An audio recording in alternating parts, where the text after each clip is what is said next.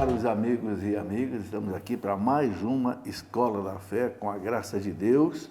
Vocês estão notando que hoje nós estamos aí com um cenário um pouco diferente, é porque nós temos um amigo aqui hoje, professor Rafael Tonon, historiador. Vamos conversar sobre dois assuntos muito interessantes da história da igreja.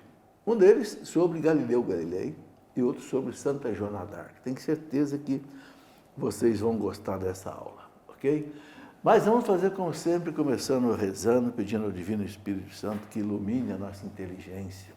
Em nome do Pai, do Filho e do Espírito Santo. Amém. Vinde, Espírito Santo. Enchei os corações dos vossos fiéis, acendei neles o fogo do vosso amor. Enviai, Senhor, o teu Santo Espírito, e tudo será criado, e renovareis a face da terra. Ó Deus, que instruíste os corações dos vossos fiéis com a luz do Espírito Santo, fazei que apreciemos retamente todas as coisas segundo o mesmo Espírito e gozamos sempre da sua consolação, por Cristo nosso Senhor. Amém. Sempre com a intercessão materna de Nossa Senhora. Ave Maria, cheia de graça, o Senhor é convosco. Bendita sois vós entre as mulheres e bendito é o fruto do vosso ventre, Jesus. Santa Maria, Mãe de Deus, rogai por nós, pecadores, agora e na hora de nossa morte. Amém. Glória ao Pai, ao Filho e ao Espírito Santo, como era no princípio, agora e sempre. Amém. Em nome do Pai, do Filho e do Espírito Santo. Amém. Muito bem, gente boa que nos acompanha na Escola da Fé, mais uma aula, mais um programa hoje um pouco diferente, né? Vamos conversar sobre Santa Joana d'Arc e vamos conversar sobre o processo, o caso Galileu Galilei. São dois acontecimentos que muitas vezes é muito mal entendido, muitas vezes fazem filmes distorçando um pouco da realidade. Então eu trouxe aqui hoje o professor Rafael Tonon, que é um especialista nisso, que é historiador e é católico, né? Então, é isso aí. Rafael, muito prazer em recebê-lo, uma alegria. Muito bem, eu que agradeço, viu, professor, assim, pelo convite, pela oportunidade, né, de estar por aqui. E eu digo assim, sem falsa modéstia, assim, que, né, os livros, aquilo que o senhor produziu já há anos atrás, né, para mim e para a minha geração, de certa forma, né, nos formou, né, sobretudo o seu livro sobre namoro e casamento, viu? Eu me lembro que nós líamos bastante lá, né? Eu sou da comunidade Pantocrátor, então lá na comunidade nós lemos, até hoje, né? O pessoal que se prepara para o casamento faz parte da preparação do casamento, a leitura desse material, né? Que é doutrina da igreja, mas de uma maneira traduzida na prática. Né? Verdade, então, é verdade. É isso. Né? Esse livro nasceu, Rafael, uma coisa muito interessante. Um dia eu fui pregar um retiro lá em Recife, o pessoal da Renovação Carismática, a juventude lá, a liderança lá no Colégio Damas, já tem uns 1000 jovens. Olha só, eu estava lá nesse final de semana, olha aí. É mesmo? Lá em frente ao Damas, eu estive lá, visitei o Damas, olha aí. Exatamente. E aí quando terminou o encontro, aí o jovem pediu que eu escrevesse um livro sobre namoro. Eu falei, nossa, mas não tem? Ah, não tem, professor. Escreva. Ah, tudo bem, aí voltei para casa, o livro já estava na minha cabeça, né? Aí escrevi. Olha, eu pensava que esse livro, até minha esposa foi quem digitou, e eu pensei que, falei, olha, eu acho que esse livro não vai sair muito não, porque eu estou falando de um namoro cristão, né? Sem vida sexual. Olha, Tonon, você acredita que de todos os livros que eu já escrevi, é o mais vendido de todos? Olha só. Eu fiquei satisfeitíssimo, porque os jovens que eles querem ter um namoro sério. É o que eu estou falando, a minha geração aqui pegou isso aí. Então a gente tem que ter coragem de ensinar para os jovens o que é um namoro sério. Bom, mas vamos lá, a gente vai conversar um pouco sobre... Vamos começar com Joana d'Arc, né? Isso. Olha, eu quero aqui mostrar a vocês rapidamente alguns livros que tratam de Joana d'Arc. Aqui tem um deles, né? Do Mark Twain, é Twain que se fala? Tuan, né? Joana d'Arc. É um livro de boas referências. Um livro também que eu gosto muito é do Jean Guiton, um francês, Joana d'Arc. Né? Também um livro que a gente pode recomendar. E eu escrevi um livrinho, uma síntese assim, que para quem não quer ler muito, um livrinho sobre, você sabe o que foi o caso de Joana d'Arc? Então, esse material tem aí. Também na coleção História da Igreja, que eu escrevi de 3 volumes, aqui no 3º volume, que é a Idade Moderna e Contemporânea, também tem aqui, na verdade, sobre Joana d'Arc é no livro da Idade Média. Porque Joana d'Arc é mais 1400, mais ou menos, né? Isso. E Galileu já é 1600, então aí já na Idade Moderna. Então também nesses livros de história a gente encontra isso. Mas, Rafael, sem perder tempo, porque eu sei que o nosso tempo vai ser pequeno para eu conversar com você. Pode dar partida aí na Joana d'Arc, a aula é sua. Professor, olha, hoje, né, quando a gente vai falar de Joana d'Arc, né, eu falo até da experiência na escola mesmo, lecionando, falando com os alunos. Quando a gente entra nesse caso, o que as pessoas têm no imaginário? Aquilo que elas assistiram em filme. Exatamente. Então, as pessoas tomam o filme. É claro que os filmes, às vezes, eles até falam, olha, isso aqui é baseado, isso aqui... Mas não adianta, as pessoas formam, digamos assim, o seu imaginário, aquilo que elas acham que realmente aconteceu a partir dos filmes. E, infelizmente, muitos desses filmes, eles pesam em alguns aspectos e não mostram outros. É verdade. E eu, assim, eu falo isso não como opinião, não é uma coisa que eu acho, eu tenho certeza de que o personagem histórico da França, sobre o qual mais se escreveu ao longo da história, foi Joana d'Arc. Sem dúvida. Mais do que qualquer rei, mais do que qualquer grande personalidade política, mais do que qualquer filósofo, falou-se de Joana d'Arc. A Biblioteca Nacional Francesa, a historiadora, né, o senhor conhece, ela é ótima, inclusive quem quiser ler as obras dela sobre a Idade Média, que é a Regine Pernot. Excelente, né? Ela é excelente, tudo que ela escreveu sobre a Idade Média é ótimo. A Regine Pernot, ela conta que quando ela foi fazer a primeira pesquisa sobre Joana d'Arc, de cara ela fez um recorte, ela nem queria fazer uma biografia de Joana d'Arc, ela queria falar apenas do processo. Só quando ela foi pesquisar sobre o processo, ela encontrou 17.000 volumes na Biblioteca Nacional da França, falando especificamente sobre o processo. 17.000. E juntando tudo que ela encontrou sobre Joana d'Arc, dava mais de 200.000 volumes, né, 200.000 publicações diferentes sobre ela. Impressionante, né? Então, é uma figura assim que, não só por ser santa, mas também por ser considerada uma heroína nacional, falou-se muito, escreveu-se muito sobre ela. Então, qual que é o grande desafio? Com tudo isso que foi escrito, foi dito, os filmes, tudo que veio, é chegar no personagem real. Só que na historiografia a gente tem, né, como fazer isso, né? E como que é a melhor metodologia assim, para chegar nisso aí? Buscar as fontes primárias. É chegar nos documentos da época. E é o que ela fez. E é o que ela fez. No livro que ela escreveu, não é? Ela escreveu um livro, até não é grande não, né? Sim, sim. É um livro pequeno, Joana d'Arc, a Mulher Forte, excelente. Ela fala que exatamente ali ela pegou a documentação que teve no processo da Joana d'Arc, né? Sim. No processo de condenação dela à morte, etc. Então, realmente, é outro livro que não está aqui, mas que vale a pena ler. Joana d'Arc, a Mulher Forte. Eu acho que é da Paulinas. A Quadrante tem. É da Quadrante. A Quadrante tem. Ótimo.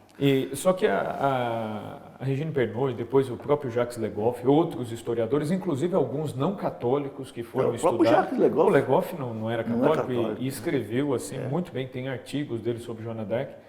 E é interessante que eles são unânimes numa coisa, que até o século XIX não havia toda a documentação primária reunida. Foi somente no século XIX que os historiadores conseguiram achar tudo e reunir tudo. Então, quer dizer, foram séculos de recorte da história. Sim. Mas no século XIX conseguiram chegar a esse apanhado. Beleza. Só que até então essas fontes não tinham sido devidamente organizadas, tratadas e tudo mais. E aí, muito bem. Então, foi um trabalho mais recente.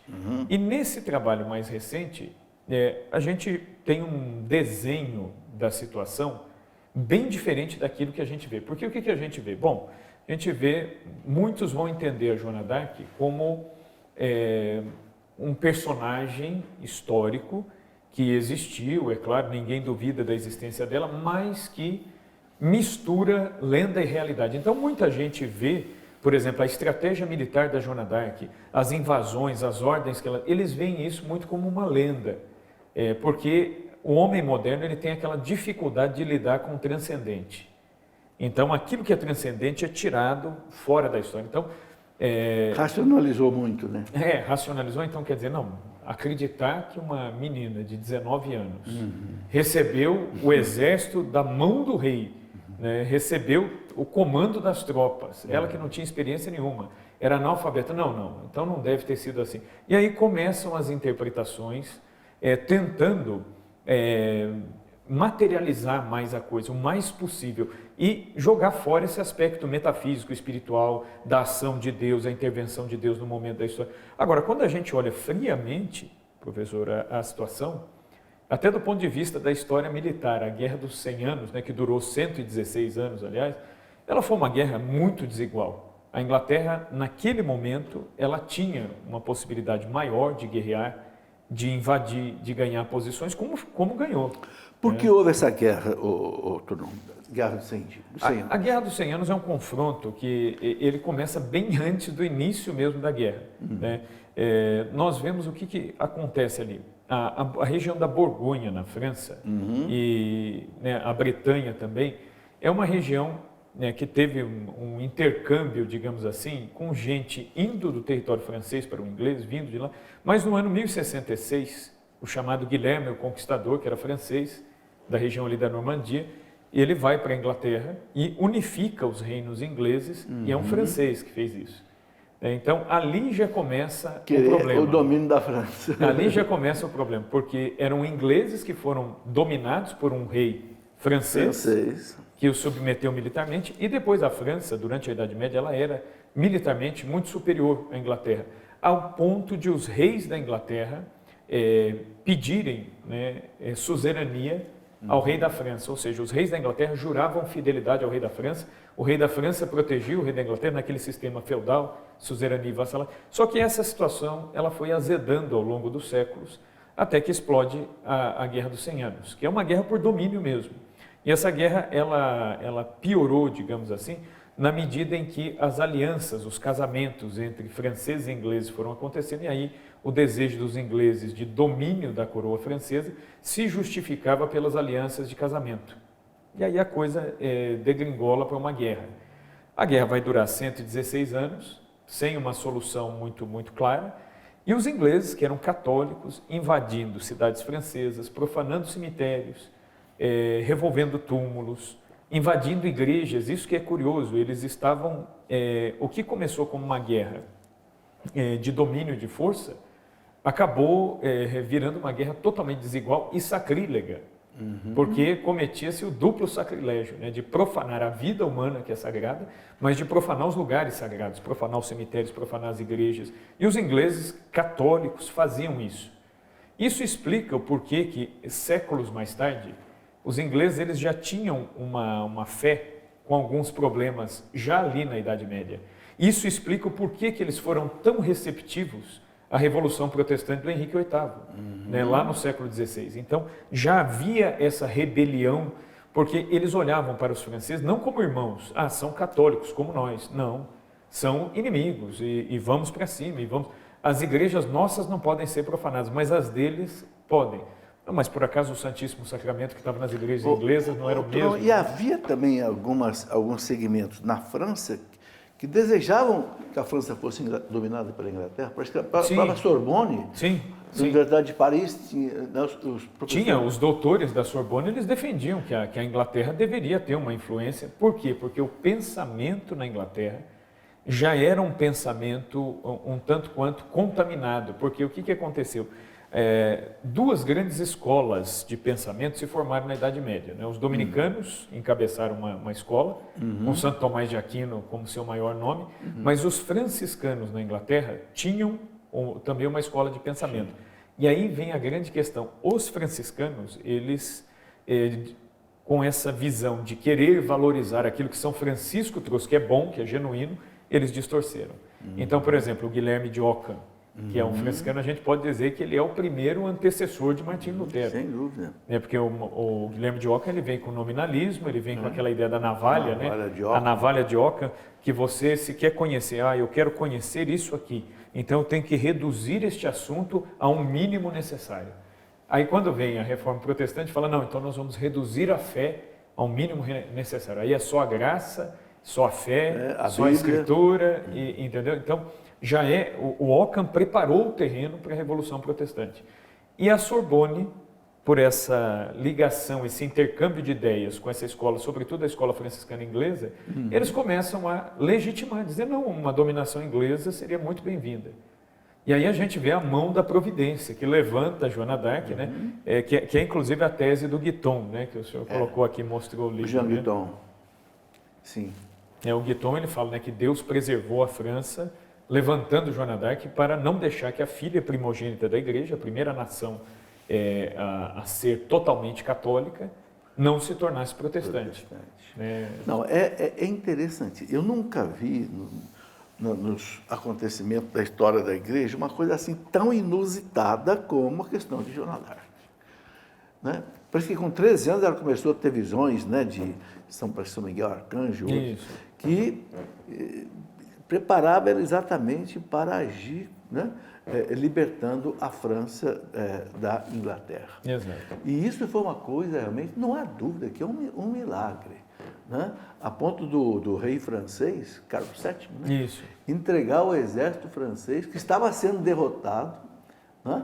E entregar na mão dessa menina e ela chefiar esse exército, embora ela não tenha usado arma nem matado ninguém, mas fez com que o exército francês conseguisse vencer os ingleses que já estavam dominando a França. Algo realmente que não tem como a gente não ver como um milagre. Eu já estou sentindo que o nosso tempo aqui vai ser pouco para a gente conversar, mas vamos lá, Rafael. O que for possível a gente vai fazer. Bom, entra então na história da Joana d'Arc, como é que Deus começou a atuar nela, como é que ela atuou junto ao rei francês, né? E como é que conseguiu libertar realmente a França da Inglaterra. A Joana d'Arc, ela nasceu numa cidadezinha pequenininha chamada Domremy. É uma cidade pequenininha. Nasce de uma família muito piedosa, pais católicos, como era comum na Idade Média. Sim. Ela recebe a instrução da fé ali dentro dessa cidade. E é muito curioso, né, que essas pequenas cidades medievais, essas cidadelas, o sacerdote tinha uma proximidade muito grande, as pessoas tinham um acesso muito fácil ao padre. Pouca gente, né? Era pouca gente e o padre, o pároco, ele conseguia realmente pastorear, acompanhar, então ele batizava, ele confessava, então houve essa presença muito forte da igreja, mas até então ela era uma menina comum, como qualquer outra, né? Rezava como as suas irmãs, como seus irmãos rezavam, seus pais também, mas ali no início da adolescência ela começa a ter visões. Ela já tinha locuções interiores, os biógrafos dela falam de locuções interiores aos 7 anos de idade, que ela não sabia muito bem lidar com aquilo, com aquelas vozes que ela ouvia dentro dela, que depois ela foi identificando, que era Cristo, que era Nossa Senhora, mas na adolescência ela passa a ver, não só a ouvir, mas a ver São Miguel, Santa Catarina de Alexandria e Santa Margarida Mártir. Então ela passa a ter a visão constante dessas duas mártires virgens e de São Miguel, que começam a dar instruções muito claras e muito diretas, no sentido de que ela deveria ir até o Delfim, o herdeiro do trono, porque o herdeiro do trono não conseguia ser coroado por conta desses conflitos dos ingleses que impediam a coroação do Delfim, tentando preservar ali o trono francês para uma eventual coroação de um herdeiro inglês. Esse era o plano. E o Delfim era um sujeito pusilânime, em termos assim de virtude, né? Faltava o que significa Delfim? Muita gente pode não saber. O Delfim, ele é o herdeiro do trono, né? É o filho do rei, geralmente o filho mais velho do rei, que tem o direito de governar. Então ele é o Delfim, é o príncipe. É o primeiro dentre os príncipes. Na linha sucessória. Na linha sucessória. Mas ele era um sujeito pusilânime, né? Um sujeito que tinha uma fraqueza de caráter e quem disputava o trono com ele eram primos de sangue dele. Então virou um problema familiar. Essa questão da Guerra dos 100 Anos virou um problema familiar, porque essas alianças entre as famílias geralmente era para estabelecer a paz.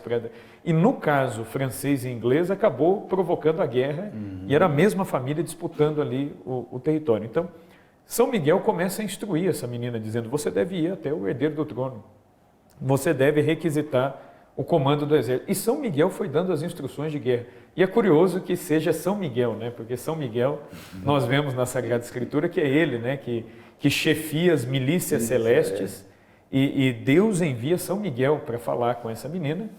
Só que era uma menina analfabeta, uma menina de um vilarejo esquecido no interior da França, e é justamente com ela que Deus fala. Como Deus costuma sempre fazer, Deus vai buscar geralmente aquelas figuras mais inusitadas, simples, né? Mais que menos a gente espera. E aí ela tem essa coisa toda, e aí ela procura o pároco. Num primeiro momento o pároco fica um tanto quanto perturbado com aquilo, fala, não, esqueça isso e não sei o quê. Mas o ímpeto que isso causou nela era tal que ela se decide a falar com o Delfim. E aí ela convence um tio a levá-la, e o tio resolve levá-la, faz contato com alguns nobres, que conseguem colocá-la em contato com o herdeiro do trono. Mas assim, antes que ela chegasse à corte, já havia dois partidos, pelo menos, um totalmente favorável a Joana d'Arc, porque existiam profecias na França, profecias da Idade Média, e muita gente conhecia essas profecias, e haviam profecias que falavam de uma donzela, a donzela de Lorena, ou de Lorraine, né, que é o nome do lago, o rio Lore, né, que deu nome à região da Lorena. Então falava-se dessa donzela da Lorena. E de repente aparece essa moça de 19 anos, falando em nome de Deus, em nome do Rei dos Céus, dizendo que tinha uma mensagem particular ao Delfim, que ela não falaria a mais ninguém, tentaram tirar dela, ela não permitiu. Então, antes que ela chegasse à corte, já haviam dois partidos, um favorável a ela é a moça das profecias, ela veio para salvar a França. E do outro lado, outros dizendo, isso aí é uma loucura, é uma perda de tempo, nós estamos em guerra, vai dar ouvidos para uma menina assim. E nesse partido, contrário a ela, estava o primeiro-ministro da França e o arcebispo de Paris, que era capelão do rei, né, do futuro rei, o Delfim, que desaconselhou, falou, é melhor que o senhor não receba. Já era o Pierre Cauchon? Ainda não. Ainda não. Era um outro bispo que vai dizer ao Delfim, não receba. É melhor que o senhor não receba, porque em épocas de guerra, em épocas de crise, o que mais começa a aparecer é gente fazendo profecia. Então é melhor o senhor não receber. Mas ele é convencido pela sua sogra, a sogra do Delfim, que era uma mulher católica, muito piedosa, ela convenceu, ela disse, você não tem nada a perder se você receber essa moça. E falou, e se ela estiver mentindo, você é inteligente o suficiente para perceber se ela é uma charlatã ou não. E aí, muito bem, então ele se decide a recebê-la, mas eles resolvem fazer uma troça, né, uma brincadeira ali com ela, e vestem alguém ali da corte como rei, coloca o sujeito no trono, e o rei se vestiu com roupa comum e foi para o meio dos cortesãos, e colocam Joana d'Arc e diz, pode falar com o rei. Ela vai, ela olha para o sujeito, ela diz, não é você. Eu vejo que você até é uma boa pessoa, mas você não é o rei, você não é o Delfim. E aí ela pergunta, ela fala, onde está, né, o Delfim? E aí eles dizem para ela, ele está aqui, está nessa sala. Se você for enviada por Deus, você vai saber. Então, as pessoas ainda tentam a Deus, né, que é até um pecado, tentar a Deus. Dizem, mas se você é enviada por Deus, ele está aqui. E aí ela vai e acha, ela para diante do Delfim, que ela nunca tinha visto na vida. Aliás, o contato do povo, das pessoas com o rei, e não existia na Idade Média, nem fotografia, nem internet, né? Não existia, não dava para saber quem era, porque as pessoas quando viam de longe. Então, assim, ela é uma camponesa, nunca tinha saído do vilarejo dela, e ela chega direto nele e abraça as pernas dele, né? Pela narrativa da região do Pernambuco, ela andou 600 quilômetros 600 quilômetros a cavalo para chegar até o rei. Até o rei. E quando ela o encontra, ela abraça as pernas do Delfim para não deixá-lo escapar. E ela diz, eu tenho um recado do céu para o senhor. E aí os ministros já vêm não querendo que... E ela fala, mas eu só o direi ao senhor. E aí ele recebe a Joana d'Arc em particular, e quando ele sai daquela conversa, ele sai absolutamente convencido. Ele falou assim, o que ela me disse, o que ela sabe, ninguém mais a não ser Deus poderia ter revelado a ela. Então, e aí começa... Diz que ele falou para ela que tinha Um segredo que só ele sabia, que nunca tinha contado para ninguém. E que se ela revelasse esse segredo, ele... Exato. E ela revelou. Ela revela. Realmente está aí, né? Tem uma citação aqui, o Rafael, muito interessante. Ela disse para o Jean de Metz, não há ninguém no mundo, citação dela, não há ninguém no mundo, nem rei, nem duque, nem filha do rei da Escócia ou outra pessoa qualquer que possa recuperar o reino da França. Não haverá socorro senão o meu, embora eu preferisse ter ficado fiando junto da minha pobre mãe. É uma citação da Regina Pernod na página 29. Sim. Mas ela fala isso várias vezes, que ela preferia que ela não tivesse sido chamada por Deus para isso. Uhum. Ela preferiria a paz da vila dela, sim, da casa dela, mas ela disse, ela falou, o rei dos céus me manda, então eu tenho de vir. E aí é nessa situação, né, em que ela vai até o rei, e o rei dá o comando de tropas a uma moça inexperiente, né? É interessante que ela é vestida como cavaleira. Outra coisa extremamente inusitada, porque uma mulher não usar saia, vestir uma armadura, né? Depois eles colocam... Não existia isso na Idade Média. Pois é, e eles ainda colocam, depois dão a ela uma espécie de vestido para amarrar sobre a armadura, dão-lhe uma espada que ela nunca usou. É interessante, ela tinha essa espada, mas ela nunca vai fazer o uso da espada. E o próprio rei disse a ela, como que você vai se proteger?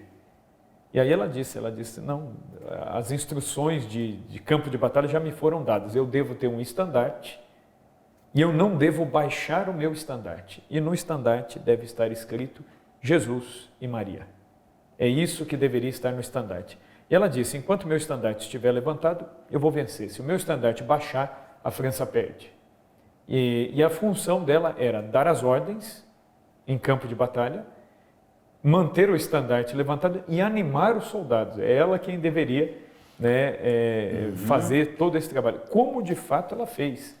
E é muito curioso que os próprios generais ficavam assim abismados com as ordens, porque as ordens dela não faziam nenhum sentido num campo de batalha. Lembrando que na Idade Média eles faziam a guerra como eles dividiam um terreno por quadrantes, era tudo muito bem dividido, como atacar, quem ataca primeiro. E às vezes ela dava uma ordem assim que é absurda, né? Por exemplo, a cavalaria que estava mais atrás, ela mandava avançar e atacar primeiro, não faz sentido. Geralmente é a infantaria que vai primeiro. E no entanto eles obedeceram às ordens dela e sempre as ordens dela resultaram em vitórias e em avanço. Né? Então, a cidade de Orleans, importante, já estava praticamente dominada, né? Tava. E ela conseguiu reverter.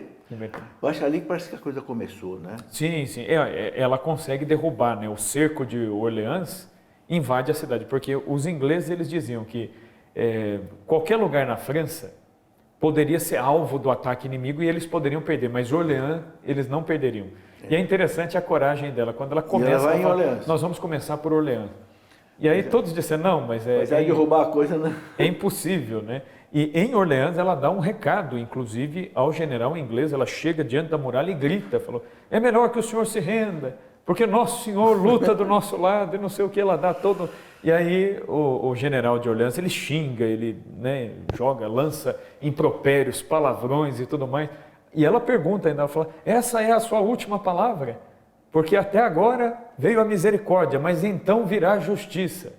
E ele continuou xingando, aí ela vira as costas e diz para os soldados franceses, falou, muito bem, eles já escolheram um lado, nós vamos derrubar o cerco. Mas até os franceses não estavam tão confiantes de que seria possível derrubar o cerco, e ela consegue derrubar, né, essa fortaleza, essa cidade que estava tomada e fortificada, ela consegue dominar, entra a cavalo em Orleans. Em Orleans, os ingleses tinham sitiado a cidade e parte da população francesa estava encurralada lá dentro. A Joana d'Arc, quando ela entra a cavalo em Orleans, ela é aclamada já como uma santa. As pessoas vinham para beijar até as rédeas do cavalo que a Joana d'Arc estava montada, porque falaram, somente o céu pode ter enviado alguém, porque era impossível isso aqui. E ela entra com seu estandarte levantado. Numa das batalhas, ela foi flechada. Os franceses imaginaram que ela falou, agora está tudo acabado, ela vai morrer, porque a flecha pegou bem próximo do ombro, uma região muito difícil. sangrava muito, não conseguiram tirar a flecha, e ela estava lá praticamente agonizando, e os franceses disseram, agora acabou-se, né? Durante a madrugada, ela tem uma nova visão de São Miguel, ela mesma levanta e quebra a flecha, aquilo que os médicos estavam com todo receio de puxar, ela quebra aquilo e puxa aquilo, e ela mesma se enfaixa ali e sai acordando o exército, porque era hora de atacar novamente, e atacam e obtêm um novo êxito. Então, de fato, outra coisa que ela fazia com a tropa, ela fazia com que toda a tropa se confessasse. Ela dizia, vocês não podem lutar em pecado mortal. Uma coisa que ela combateu nas tropas, imagina, no exército, isso é muito difícil de se fazer, mas ela insistiu nisso. Ninguém deveria blasfemar. Então ela dizia palavrões, blasfêmias, ela falou, vocês esqueçam isso aqui. Todos vão se confessar, não vão blasfemar, nós vamos combater, porque essa batalha não é nossa. Ela trata de defender a honra de Nosso Senhor dentro desse território. No fim das contas, ela consegue, e ela disse ao Delfim, eu o levarei ao altar na Catedral de Reims para ser coroado. A Catedral de Reims, na França, ela não é a mais bonita, não é a maior, mas ela é a igreja onde os reis famosa, são coroados. Desde Clovis, né? Isso. Ano 500? É por conta de Clovis, né? De Clovis, né? O Clovis, em 496, ele foi batizado, e dali em diante todos os reis passaram a ser batizados em Reims. Tem até uma passagem interessante, né? O rei Carlos I da França, uma vez perguntaram a ele, Sua Majestade, qual das igrejas da França Sua Majestade mais gosta? Ele falou de Reims. E aí disseram para ele, nossa, mas Reims é uma igreja tão pobre, né? Tem outras tão mais belas. Ele falou, mas é lá que eu me tornei filho de Deus. Então, para mim, a mais bela de todas as igrejas é a Catedral de Reims.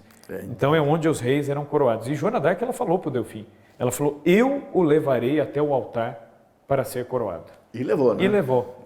E ela, que é uma mulher, né? Então, quando a gente fala, né, do papel das mulheres na igreja, enfim, né, nós temos que pensar que Joana d'Arc ela foi um ponto de inflexão, ela foi uma exceção assim, muito, muito interessante na própria cultura da época, que não dava esse tipo de lugar a uma mulher, e ela foi quem conduziu Delfim até o altar e ficou de pé do lado dele, enquanto o bispo coroava, né, ela se manteve de pé, só que a missão dela, ela disse, não acabava ali, ela tinha ainda que consolidar essas vitórias. E aí começa o calvário dela. Ô Rafael, nós vamos fazer um intervalo, só que eu vou fazer uma mudança de rota aqui. É o seguinte, eu tinha dito no começo que a gente ia tratar de dois assuntos, Joana d'Arc e Galileu, mas não vai dar tempo para tratar do Galileu nessa aula. Exato. Então não tem problema, vamos completar esta aula com o Joana d'Arc, e aí uma outra oportunidade a gente grava sobre Galileu.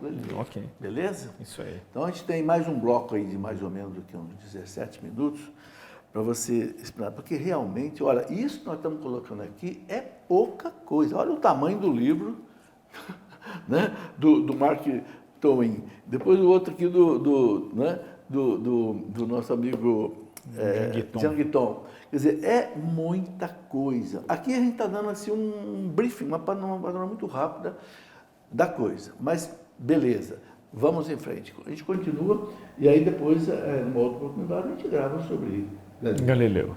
Tá certo. Retome onde você parou, né? Realmente ela venceu, aí a guerra continua e aí começou o problema dela, né? Sim. Por que aconteceu isso? Porque uma vez estando Delfim coroado e canonicamente coroado, né, lembrando que nós estamos num regime de cristandade. O que é a cristandade? A lei do Evangelho regia a lei civil. O Evangelho influenciava a política, a economia, tudo, né? A educação, tudo. É fruto né? da igreja ter construído a civilização ocidental. Então, quer dizer, não tem lugar onde a luz do Evangelho não brilhasse. Então, os monarcas, por mais que às vezes fossem os reis, né, por mais que fossem avarentos, com pecados pessoais, com problemas pessoais, ainda assim havia uma visão geral de respeito à igreja. Havia uma visão geral de respeito à lei de Deus. Até porque a mentalidade dos monarcas, né, qual que era? eles pensavam assim, bom, se eu governar mal, ou se eu permitir pecados públicos no meu reino, eu estou atraindo a justiça de Deus sobre o meu reino. Essa é a mentalidade. Então, por isso, para eles, desrespeitar a lei de Deus é desrespeitar a lei civil. Não havia separação, né, entre lei civil e... Então, tem essa questão. Uma vez coroado por mandato da igreja, não há o que fazer. É rei. Né? É rei e ponto final. Para eles era um representante de Deus. De Deus. Na nação, né? Exato. É voz de Deus. Deus agirá pela mão do rei.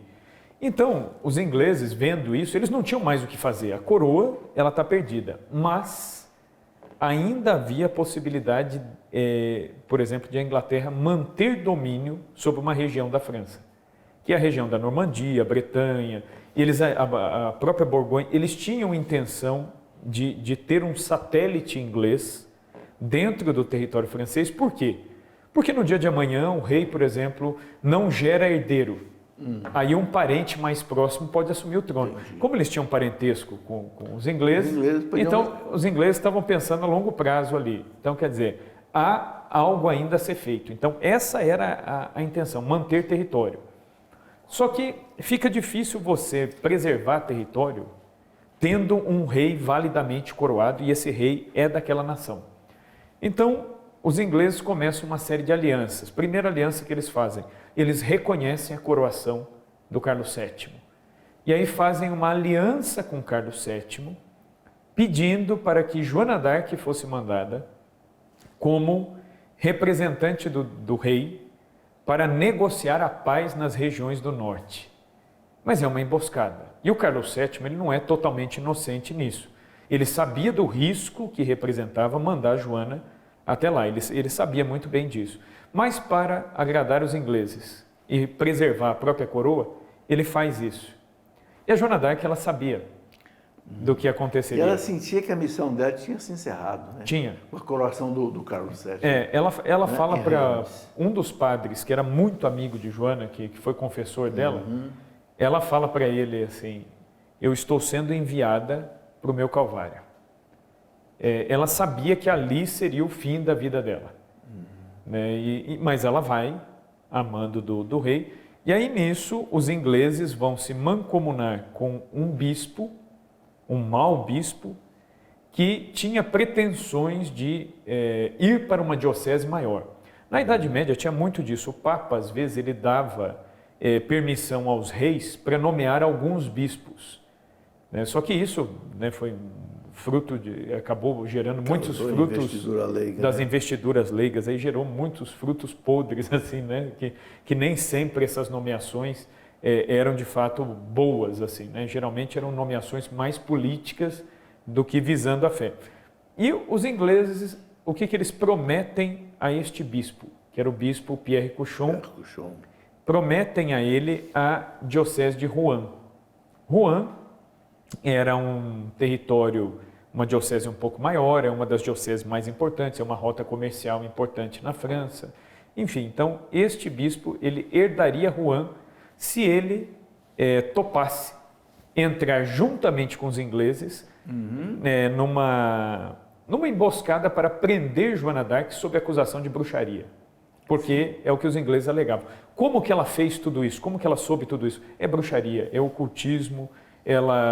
E aí eles queriam produzir provas que corroborassem essa tese. E aí Joana é presa, o arcebispo, o Pierre Cauchon, ele de fato endossa essa prisão, e aí eles começam a tortura, né? Uma verdadeira tortura. E aí uma coisa interessante que a Regine Pernot coloca, se ela ficasse caracterizada como uma bruxa, né? Então, diante dos ingleses, os franceses se tornaram vencedores por uma bruxa. Então, essa vitória não teria valor. Sim. Anularia a vitória. Anularia a vitória. E os ingleses poderiam retomar. Realmente é toda uma sacada do inimigo, né? A doutrina da igreja, a luz do evangelho, é o que ilumina tudo. Se você tem uma bruxa, uma pessoa que tem um pacto com o demônio, uma pessoa que lida com o ocultismo, puxa vida, e essa pessoa te obteve a vitória, essa vitória é totalmente ilícita. Então, seria a justificativa. Só que o processo da Joana d'Arc, ele foi um processo viciado do início ao fim. A começar pelo fato de que ela foi presa, as acusações foram apresentadas e o julgamento dela começou, só que nas 10 primeiras sessões do julgamento dela, ela não compareceu. Então você tem um julgamento de um réu que o réu não comparece nas 10 primeiras sessões. E foi o que aconteceu. Então, somente os Cartas marcadas, né? Cartas marcadas, né? Somente os advogados de acusação falavam, ela teve uma defesa, mas a defesa dela foi feita assim por alguns padres que eram próximos dela. E apelou ao Papa, né? Chegou a apelar ao Papa, mas a apelação não chegou. Deixaram, eles interceptaram a apelação que foi feita ao Papa. E naquela época, né, nós não tínhamos os meios que a gente tem hoje. Então, se uma apelação, por mais que ela seja escrita, se a carta foi interceptada, tanto é que o Papa ele só se inteirou realmente do processo de Joana d'Arc 20 anos depois que ela já tinha sido queimada. Então, e aí foi reabilitada. Aí foi reabilitada. Então, foram 10 sessões sem a presença dela, e quando colocaram a Joana d'Arc na sessão, o próprio bispo Pierre Cauchon, ele percebeu. Que não era da jurisdição dela. Não era da jurisdição dela. Ele não dela. podia ter... Não podia, foi ilegal porque ele não era o bispo de Rouen. Rouen era uma diocese que foi prometida a ele, mas ele não era o ordinário local. Ele era bispo de outra diocese, não teria faculdade de prender. Tinha ligações com a Sorbonne, né? Tinha. Era professor na Sorbonne. Sim, não, é um homem culto, assim, tudo, mas muito, como a gente diria hoje, carreirista, né? Ele queria... a favor dos ingleses, né? Ele queria... Sim, e também era um homem muito ligado ao dinheiro, ao lucro, então ele queria uma diocese rica, né, no fim das contas. Então, mas foi um processo todo atrapalhado. Já na época da Joana d'Arc existia a Inquisição, mas você ainda tinha uma Inquisição estatal, os senhores feudais poderiam instalar uma Inquisição, existia a Inquisição episcopal, que é o caso da Joana d'Arc, e a Inquisição papal. A Inquisição papal é a mais justa de todas, porque a Inquisição papal é a única que tinha um amplo direito de defesa, e se não houvesse provas suficientes, a pessoa era absolvida. Isso é a Inquisição papal. A Joana d'Arc ela chegou a apelar. Ela falou, então eu apelo ao Papa. Isso deveria ter sido colocado em ata e submetido a Roma. Não foi feito. Isso nunca chegou a Roma e resultou no assassinato dela. Ela foi queimada viva. Mas acontece então que tem os ingleses de um lado, esse bispo corrupto de outro. Então nós temos esses vários problemas e temos também outra coisa. Quando a Joana d'Arc começa a ser inquirida mesmo no processo, ela era muito inteligente. Na Joana d'Arc a gente vê se cumprir aquilo que Nosso Senhor disse no Evangelho. Não acharam nenhum erro nela. Pois é. Lógico. É o que Nosso Senhor disse assim, olha, não vos preocupeis quando vos levarem diante dos tribunais. Não vos preocupeis com o que dizer, porque eu lhes darei palavras tão acertadas a ponto de confundir. É o que acontecia. Ela dava respostas que eles trouxeram teólogos com uma sutileza terminológica tão grande e faziam as perguntas, ela respondia com retidão doutrinária impressionante, não acharam uma heresia nela. E aí eles usaram vários estratagemas, aí teve até um dominicano muito famoso, dava aula na Sorbonne também, eles falaram, não, este vai pegar ela em alguma coisa, né? E aí ele faz uma pergunta muito sutil, ele fala para ela, você está na graça de Deus? Se ela dissesse que sim, ela está tendo certeza de algo que nós não podemos ter certeza total. Então ela poderia ser acusada de soberba. E quem produz a soberba é o diabo. Então ela está em pecado. É uma mulher soberba, orgulhosa. Se ela dissesse que não, era a prova de que ela estava no ocultismo de mão dada com o capeta, né? Então, e era o que eles queriam. Então o que ela responde a esse padre? Ela fala assim, meu pai, eu não sei se eu estou ou não na graça de Deus.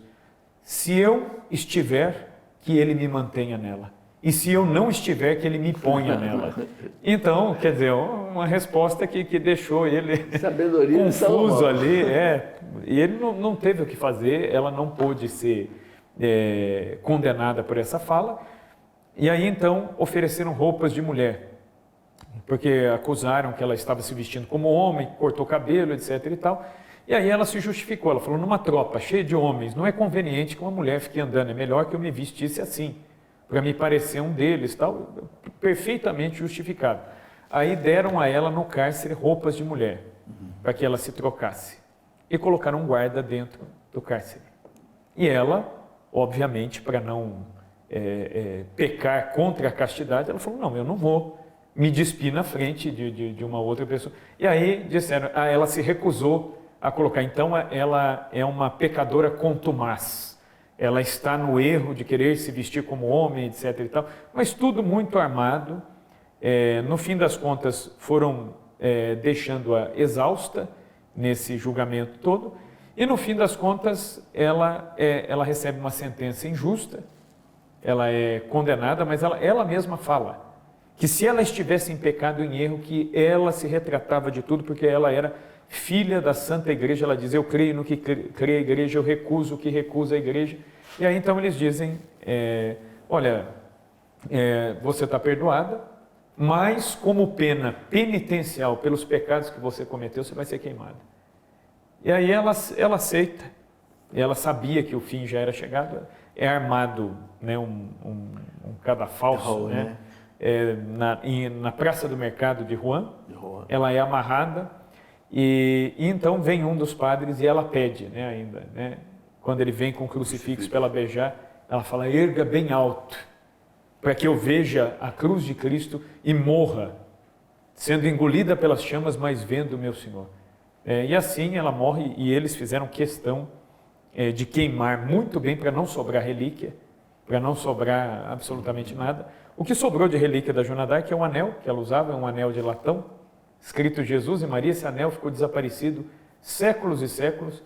Há 2 anos atrás, um colecionador francês tinha conseguido recuperar, estava na família dele, mas eles não diziam, e ele já muito idoso, tendo consciência do tesouro que ele tinha, ele resolveu entregar para a igreja na França. Então, foi entregue ao bispo de Rouen, o bispo atual, esse anel de Joana d'Arc. Foi feito um exame, uma perícia, e constataram que de fato é o anel dela, né? E a cruz que ela beijou também se conserva na cidade de Rouen.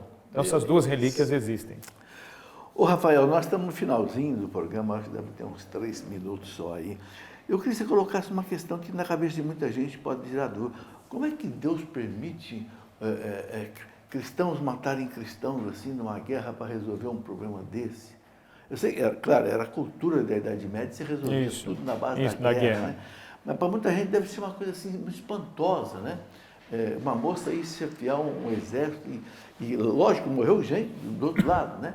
Como é que na cultura da época, como é que você vê isso? Existe um conceito, né, que os próprios santos doutores da igreja, Santo Tomás de Aquino fala isso, Santo Afonso de Ligório, existe a guerra justa e a guerra injusta. O que seria a guerra justa? Né? Se eu tenho o meu território, a minha família, minha esposa, meus filhos, e vem um invasor e entra no território que é meu, eu tenho um dever moral de preservar a minha vida e a vida dos meus. Porque o mandamento de Deus é amar a Deus, né, e amar ao próximo como a si mesmo. Então, eu tenho que me amar e eu tenho que amar o próximo. E aqueles que Deus me confiou, sobretudo a minha família, a minha fé, eu tenho que lutar por isso. É a legítima defesa pessoal e coletiva. Né? Exato, é a legítima defesa pessoal e coletiva. Uma guerra é legítima defesa coletiva. Sim. Eu tenho que preservar a fé, eu tenho que preservar as pessoas, eu tenho que preservar aquilo que é caro. E eu não provoquei. Claro. Né? Eu estou freando, né, aqueles que avançam sobre mim. Então assim se justifica, né, o fato de ter havido essa guerra. Como na Sagrada Escritura, nós vemos o povo judeu, quantas guerras os judeus entraram. E aí a gente vê até uma linguagem muito firme, né, em que Deus diz, eu combato por vocês, pelo meu povo. A questão de Jericó ou de outras grandes batalhas que o povo judeu fez. O que é isso? É Deus combatendo pelo seu povo. Para quê? É interessante que Deus usa sempre no Antigo Testamento uma expressão que eu acho curiosa. Ele fala assim, eu tive pena da honra devida ao meu próprio nome. Então, às vezes, Deus olha para a honra devida ao nome dele, que estava ali confiado, a revelação confiada ao povo judeu, que ele diz aos judeus, podem combater e eu combaterei por vocês. Então, é uma questão de legítima defesa coletiva. Né? Beleza. Ô, Rafael, chegamos ao final. Olha, agradeço muito a sua presença aqui. Veio lá de Campinas. Isso aí. A Lorena, pelo menos 2 horas e meia de viagem. Isso, né? É isso aí. Eu fui muito a Campinas, porque eu morei em Campinas, né? na escola de cadetes, lá na minha juventude. Então, é uma alegria muito grande ter te recebido aqui. Espero trazer você mais vezes aqui na Escola da Fé, porque vocês puderam perceber a riqueza que é, o tesouro que é. Às vezes é importante do cristão ser culto, o cristão ser preparado, né? A gente junta a ciência com a fé. Muito obrigado. A sua despedida do nosso pessoal. Agradeço, professor, o convite, vocês que acompanharam aí, né? Fica aqui, acho que esse programa mais como um incentivo para que vocês leiam, procurem, Sim. Busquem aí essas fontes que a gente citou, né? Que é importante conhecermos a história da igreja. Às vezes a gente, né, como católico, professor, fica com aquela vergonha, aquela coisa assim, né? Puxa vida, eu sou católico, mas disso aqui eu tenho vergonha, isso aqui eu não concordo. Às vezes você tem vergonha ou não concorda porque você não conhece. A partir do momento que você conhece, você passa não só a amar mais a igreja, mas a entender o contexto das coisas. Então, fica esse desafio aí para quem nos acompanhou de fazer isso. Tá aí, muito obrigado. E se houver algum sacerdote, algum diácono que nos acompanhe, nos dê a sua bênção para que encerrar esse programa. Em nome do Pai, e do Filho, e do Espírito Santo. Amém. Amém.